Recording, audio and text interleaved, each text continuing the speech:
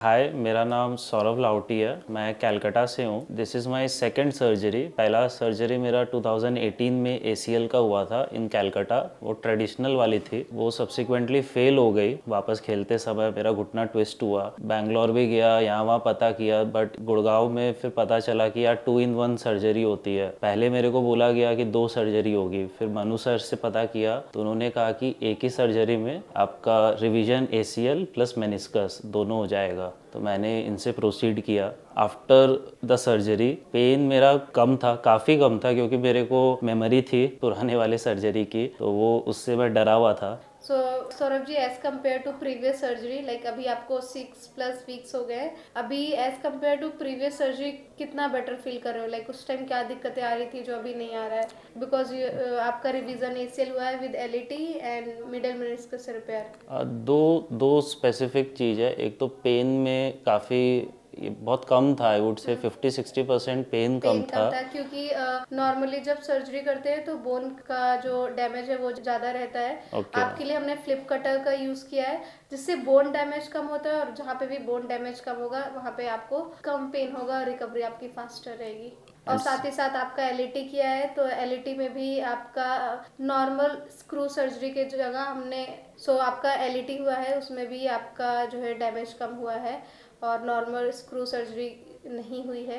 LET हमने बनाया ताकि आपका जो लेटरल स्टेबिलिटी है वो काफ़ी अच्छा रहे, और 98% ज़्यादा एक्यूरेसी देता है आपकी एसीएल के लिए। एसीएल आपका डैमेज नहीं हो और स्ट्रेंथ आपको प्रोवाइड करता है।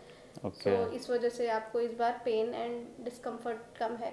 आपकी क्या क्या गोल है, क्या रिक्वायरमेंट है इस सर्जरी से? इनिशियली तो मेरा गोल यही था that I would want to walk again, क्योंकि मेरा सेकेंड टाइम हुआ है। बट यहाँ आने के बाद फिर मनु सर से जब बात किया तो उन्होंने कहा कि वॉक क्यों करना है, आपको खिलाएंगे कुदाएंगे, आप खेलो, फुटबॉल खेलो। एक्सपेक्टेशन तो मेरा कम ही था, बट लाइक अभी yes I want to play, क्योंकि मैं फिजियोथेरेपी का भी जो, क्योंकि मेरे को पता है लास्ट टाइम जो फिजियो हुई थी वो बहुत ही नॉर्मल हुई थी। मेरे को नहीं पता था कि इतनी एग्रेसिव होती है फिजियो, क्योंकि मैं ऑनलाइन फिजियो ले रहा हूँ, उसमें भी डॉक्टर रिया मैम ले रही थी मेरा फिजियो, वो भी इतना एग्रेसिव वे में कर रही थी। तो मैं बोला नहीं मैम, मेरा 10 दिन हुआ। बोला नहीं सर, आपको करना है। तो मेरे को नहीं पता था ओके इतना एग्रेसिव वे में जाना है एंड इट्स नॉर्मल, ये मेरे को नहीं पता था। फिजियो की वजह से काफ़ी बेटर है, बहुत बेटर है। एंड आफ्टर 1.5 months मैं यहाँ पहले आया हूँ। प्रायर सर्जरी में आप कितने टाइम के लिए रेस्ट पर थे? वॉकिंग आने में कितना टाइम लगा था?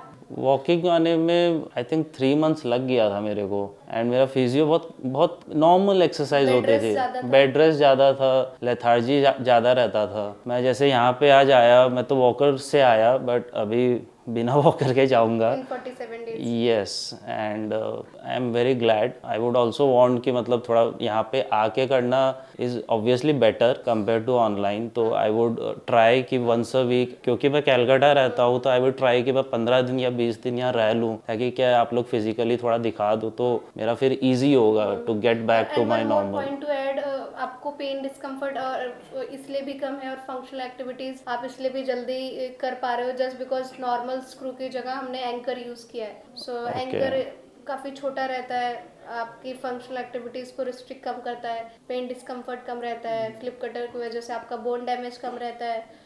इन सारे कारण की वजह से आपको पेन डिस्कम्फर्ट कम रहता है। अब पेशेंट को पेन डिस्कम्फर्ट कम रहेगा तो पेशेंट एक्टिविटीज़ में जल्दी पार्टिसिपेट करेगा डे 1 से, जैसा कि इंपॉर्टेंट है फिजियोथेरेपी रिहेबिलिटेशन जो आप फॉलो कर रहे हो।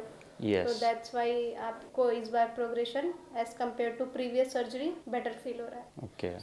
वी हैव अ प्लान कि हम नेक्स्ट 2 to 3 वीक में आपको रिटर्न टू जिम भेज दें। We will start your cycling, leg extension और बाकी सारी चीज़ें। Pray for the best. Thank you. Okay.